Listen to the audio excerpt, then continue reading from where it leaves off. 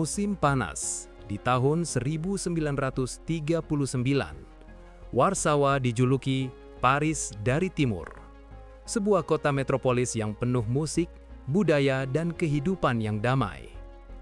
Namun, dalam sekejap mata, langit runtuh. Ini bukan sekadar invasi. Ini adalah debut dari mesin pembunuh bernama Blitzkrieg. Selama 20 hari, warga sipil berdiri sendirian melawan kiamat. Mereka terkepung, kelaparan, namun menolak untuk berlutut. Selamat datang di neraka pertama Perang Dunia II, pengepungan Warsawa.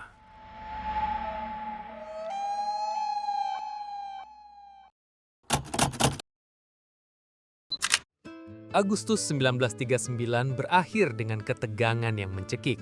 Di balik layar, nasib Polandia sebenarnya sudah disegel seminggu sebelumnya lewat fakta rahasia Molotov-Ribbentrop antara Nazi Jerman dan Uni Soviet. Tapi rakyat Polandia masih tidur dengan harapan semu. Malam hari pada tanggal 31 Agustus 1939, SS Jerman melancarkan operasi bendera palsu di Gleiwitz. Mereka menyerang stasiun radio mereka sendiri, meninggalkan mayat tahanan kamp konsentrasi yang didandani seragam Polandia untuk menciptakan alasan perang. Panggung sandiwara sudah siap. Jam 4.45 pagi, 1 September 1939, kapal perang tua Schleswig-Holstein melepaskan tembakan ke depo militer Polandia di Westerplatte. Itu adalah tembakan pembuka Perang Dunia Kedua. Di saat yang sama, 1,5 juta tentara Wehrmacht, ribuan tank, dan pesawat melintasi perbatasan sepanjang 1.700 mil dari utara, barat, dan selatan. Polandia tidak sedang diinvasi, Polandia sedang ditelan. Dunia terkejut. Mereka belum pernah melihat perang seperti ini. Ini adalah kelahiran Blitzkrieg atau Perang Kilat. Doktrin Polandia dan juga Prancis masih terjebak di Perang Dunia I. Mereka mengharapkan perang parit yang statis. Tapi Jenderal Jerman Heinz Guderian punya ide lain. Kuncinya bukan jumlah, melainkan kecepatan dan komunikasi. Lihat peta ini. Strategi Jerman adalah Kesselsschlacht atau pertempuran kuali. Dua lengan raksasa baja bergerak menjepit dari utara dan selatan. Tujuannya bukan untuk menaklukkan kota satu persatu, tapi untuk mengepung seluruh tentara Polandia di barat Sungai Vistula sebelum mereka sadar apa yang terjadi. Ujung tombak Blitzkrieg sebenarnya bukan tank, melainkan Luftwaffe. Di hari-hari pertama, Angkatan Udara Jerman melumpuhkan mata dan telinga Polandia. Mereka tidak hanya mengebom tentara, mereka mengebom simpul komunikasi, jembatan, dan stasiun kereta api. Akibatnya, Panglima Militer Polandia kehilangan kontak dengan pasukannya sendiri. Jenderal memberikan perintah, tapi tidak ada yang mendengar. Tentara Polandia bertempur dalam keadaan buta dan tuli. Di tengah kekacauan ini, lahir sebuah legenda yang salah kaprah. Propaganda Nazi dan kemudian Soviet menyebarkan cerita bahwa kavaleri Polandia dengan bodohnya menyerang tank Jerman dengan tombak dan pedang. Itu bohong. Faktanya, di pertempuran Kroyanti, kavaleri Polandia melakukan manuver brilian menyerang infanteri Jerman yang terbuka. Mereka berhasil. Namun, saat mereka berkumpul ulang, kendaraan lapis baja Jerman muncul dan menembaki mereka. Wartawan Italia yang dibawa Nazi ke lokasi melihat bangkai kuda dan tank, lalu menyimpulkan mitos bunuh diri itu. Kebenarannya, Polandia bertempur dengan gagah berani, bahkan memiliki senapan anti-tank yang efektif. Sayangnya mereka kalah jumlah dan teknologi. Minggu pertama September berakhir dengan bencana. Garis perbatasan jebol di mana-mana. Perintah mundur diteriakan. Semua unit mundur ke Warsawa, pertahankan ibu kota. Tetapi untuk mundur di bawah serangan udara Jerman adalah mimpi buruk. Jalanan menjadi sungai manusia. Tentara bercampur dengan pengungsi sipil. Disiplin mulai goyah. Mereka berjalan siang dan malam, dikejar oleh hantu mesin Jerman yang selalu satu langkah lebih cepat. Disinilah terjadi salah satu blunder terbesar dalam sejarah pertahanan kota. Pada tanggal 6 September malam, Letnan Kolonel Umiastowski mengambil alih mikrofon radio. Dia panik. Dia memerintahkan semua pria berbadan sehat untuk meninggalkan Warsawa dan pergi ke timur membentuk garis pertahanan baru di luar kota. Perintah ini adalah bencana mutlak. Bayangkan, puluhan ribu pria, tenaga pertahanan potensial, justru keluar dari kota. Mereka memblokir jembatan dan jalan raya. Akibatnya, tentara Polandia yang mundur ke Warsawa untuk bertahan terjebak macet total selama berjam-jam. Mereka tidak bisa masuk dan warga tidak bisa keluar. Warsawa lumpuh total oleh kepanikan pemimpinnya sendiri. Kepanikan menular ke atas. Presiden Ignacy Mościcki, Perdana Menteri dan Panglima tertinggi Edward Rydzyk-Śmigły semuanya memekas barang. Mereka mengevakuasi diri ke arah perbatasan Rumania. Pada tanggal 7 September, Warsawa bangun tanpa pemerintah. Kantor polisi kosong, balai kota kosong, bank kosong.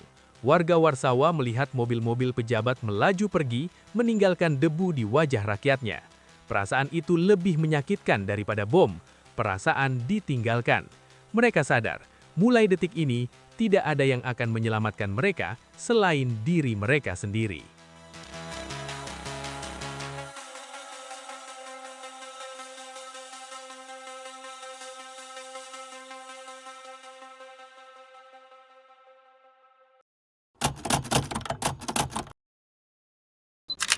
(7 September 1939), Warsawa secara teknis adalah kota hantu. Pemerintah pusat telah pergi, polisi telah ditarik mundur, tidak ada instruksi, tidak ada rencana, hanya 1 juta warga sipil yang terkurung di antara Sungai Vistula dan tentara Jerman yang mendekat. Dalam buku sejarah militer, sebuah kota yang ditinggalkan pemimpinnya biasanya dinyatakan sebagai kota terbuka atau open city. Artinya, menyerah tanpa perlawanan untuk menghindari kehancuran. Warsawa ada di ambang keputusan itu. Namun, takdir Warsawa berubah karena satu orang, Stefan Starzyński, wali kota Warsawa. Dia bukan tentara, dia adalah birokrat, ekonom, pecinta seni.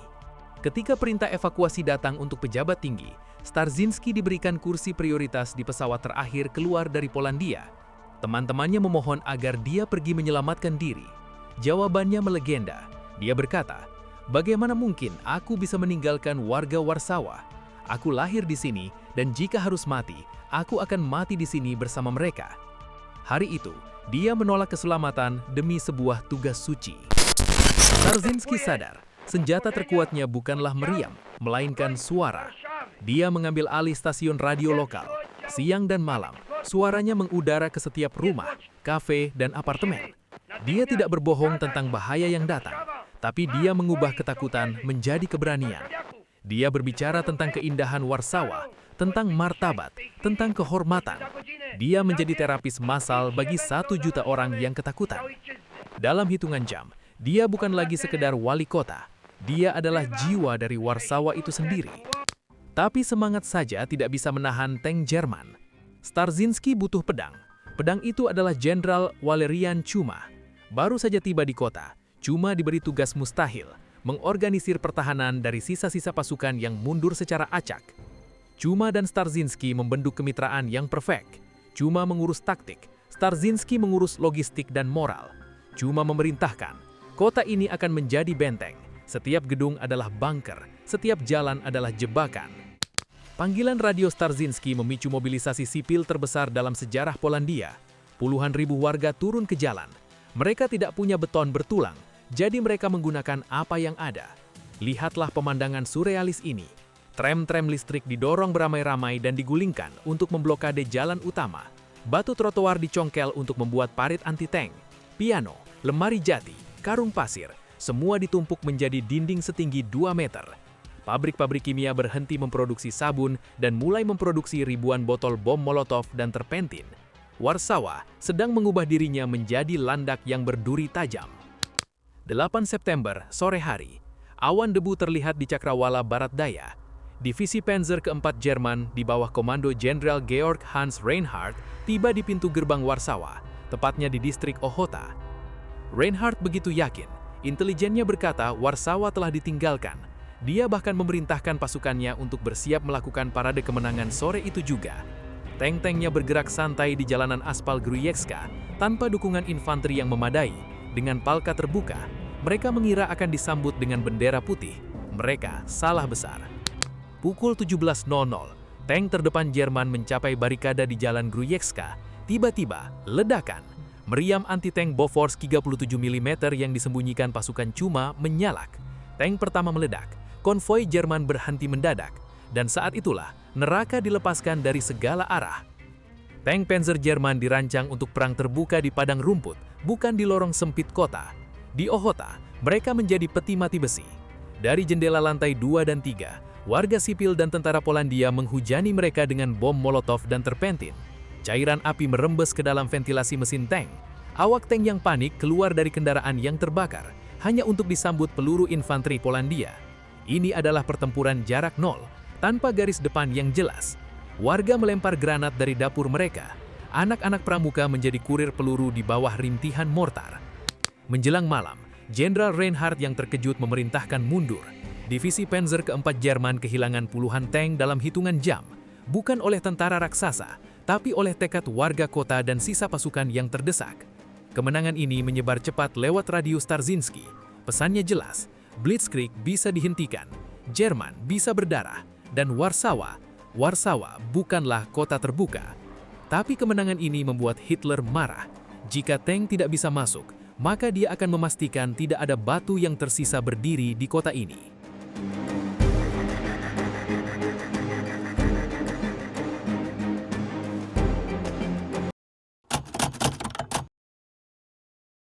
Railway junctions and important highway links.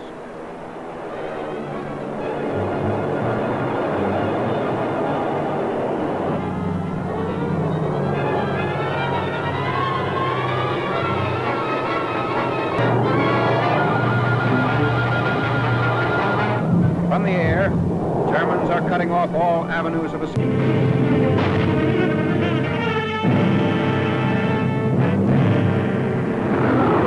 Pertengahan September. Warsawa bukan lagi sebuah kota. Ia telah berubah menjadi kumpulan kawah dan kuburan. Di permukaan, kematian mengintai setiap detik. Maka kehidupan pindah ke bawah tanah. Ratusan ribu warga hidup berdesakan di ruang bawah tanah yang pengap, tanpa ventilasi, tanpa cahaya matahari. Mereka belajar mengenali jenis bom hanya dari getaran di dinding. Itu artileri, bisik mereka. Itu stuka. Mereka hidup seperti tikus yang terperangkap, menunggu giliran atap runtuh menimpa mereka. Tapi teror terbesar bukanlah bom, melainkan haus. Pipa induk air hancur di bom Jerman pada minggu kedua. Keran-keran mengering. Rasa haus memaksa warga keluar dari lubang perlindungan. Mereka merangkak menuju sungai Vistula. Tapi Luftwaffe, yakni Angkatan Udara Jerman, tahu itu. Pilot-pilot Jerman berpatroli di atas sungai, menembaki apa saja yang bergerak.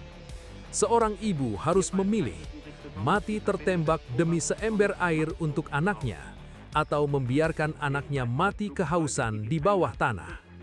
Kelaparan menyusul dengan cepat. Toko roti sudah lama tutup. Gudang makanan terbakar. Di jalanan, bangkai kuda-kuda kavaleri yang gugur menjadi rebutan. Orang-orang yang dulu makan di restoran mewah, kini berebut potongan daging kuda mentah di trotoar, di bawah hujan artileri. Martabat manusia runtuh oleh naluri bertahan hidup. Kondisi paling mengerikan ada di rumah sakit. Obat bius habis, morfin habis, perban habis. Para dokter bekerja 24 jam tanpa henti, mengamputasi kaki dan tangan korban ledakan hanya dengan gergaji biasa, tanpa anestesi. Pasien menjerit sampai pingsan. Dan seringkali saat operasi berlangsung, rumah sakit itu sendiri menjadi target bom. Pasien yang selamat dari garis depan tewas di bangsal perawatan. Hari Minggu, 24 September, warga Warsawa berkumpul di gereja-gereja yang atapnya sudah bolong. Mereka menyanyikan lagu kebangsaan dan doa. Itu adalah momen spiritual terakhir. Karena keesokan harinya, Tuhan seolah menutup mata. Senin, 25 September 1939, Hitler ingin Warsawa tamat hari ini. Dia memerintahkan segala sesuatu yang bisa terbang untuk menjatuhkan bom ke kota. 1.200 pesawat, termasuk pesawat angkut tua Tante Ju yang dipaksa menjadi bomber dadakan. Misinya sederhana, bakar semuanya. Pukul 8 pagi, neraka dimulai. Black Monday. Langit Warsawa berubah hitam pekat oleh asap, lalu merah oleh api. Jerman menjatuhkan 560 ton bom ledak tinggi dan 72 ton bom pembakar. Angin kencang menyatukan api-api kecil menjadi firestorm, badai api yang menyedot oksigen. Orang-orang tidak terbakar. Mereka mati lemas karena oksigen di jalanan tersedot oleh api. Gedung Bursa Efek, teater besar, Filharmonik Warsawa, simbol-simbol peradaban Polandia runtuh menjadi debu dalam hitungan jam. Jantung bangsa itu, istana kerajaan, menjadi target utama. Warga dan staf istana berlarian menyelamatkan lukisan dan harta karun di bawah hujan api. Tapi bangunannya tak tertolong. Saat menara jam istana runtuh, jam itu berhenti tepat di pukul 11.15. Waktu seolah mati bersama kota ini. Malam itu, Warsawa terang benderang oleh apinya sendiri. 10% dari kota telah rata dengan tanah. 25.000 warga sipil tewas, 50.000 terluka. Di bunker komando, Jenderal Rommel dan Stefan Starzyński saling memandang. Persediaan amunisi tinggal 24 jam. Makanan habis, air tidak ada. Mereka sadar batas kemampuan manusia sudah terlewati. Pertempuran fisik sudah berakhir. Tragedi moral baru akan dimulai.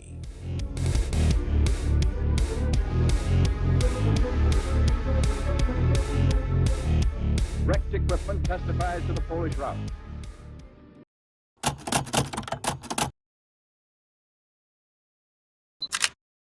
(26 September 1939). Pertahanan Warsawa telah mencapai titik nadir. Bukan karena keberanian mereka luntur, tapi karena fisik mereka hancur. Amunisi untuk artileri habis. Makanan untuk 1 juta orang habis. Air bersih sudah lama menghilang. Jenderal Julius Rommel dihadapkan pada matematika kematian. Terus bertempur berarti membiarkan puluhan ribu warga sipil mati sia-sia karena wabah dan kelaparan. Dengan hati berat, Rommel mengirim utusan melintasi garis depan. Pesannya hanya satu kata yang paling dibenci seorang prajurit: gencatan senjata. Sebelum sinyal radio mati selamanya, Stefan Starzyński memberikan pidato perpisahan yang akan menghantui Polandia selama bertahun-tahun. Dengan suara serak, dia berkata, "Saya ingin Warsawa menjadi hebat. Saya percaya Warsawa akan menjadi hebat. Dan hari ini saya melihatnya hebat. Bukan dalam gedung pencakar langit atau taman yang indah, tapi hebat dalam penderitaannya. Hebat dalam keberaniannya. Di tengah asap dan api ini, saya melihat jiwa Warsawa yang tidak bisa dihancurkan." Tiba-tiba, suara ledakan berhenti. Jeritan stuka berhenti. Meriam berhenti. Untuk pertama kalinya dalam 21 hari, Warsawa hening. Kesunyian itu begitu asing, begitu berat, hingga para korban selamat berkata, kesunyian itu justru lebih menakutkan daripada suara bom. 140.000 tentara Polandia menjadi tawanan perang. Mereka berjalan keluar dengan kepala tegak. Jerman yang terkesan dengan kegigihan mereka, mengizinkan para perwira tetap membawa sabre kehormatan mereka. Sebuah gestur langka dari musuh yang brutal. 4 Oktober 1939, Adolf Hitler datang ke Warsawa. Dia ingin melihat trofi terbesarnya. Di Jalan Aleje Ujazdowski, dia menggelar parade kemenangan. Lihatlah kontras yang menyakitkan ini. Barisan mesin pembunuh yang rapi dan mengkilap berparade di tengah kota yang telah menjadi kerangka. Hitler berdiri di sana selama 2 jam, memberi hormat pada pasukannya. Dia berpikir dia telah menguasai Polandia. Dia tidak tahu bahwa di bawah reruntuhan itu, negara bawah tanah sedang terbentuk. Perang terbuka berakhir, tapi perang dalam bayangan baru saja dimulai.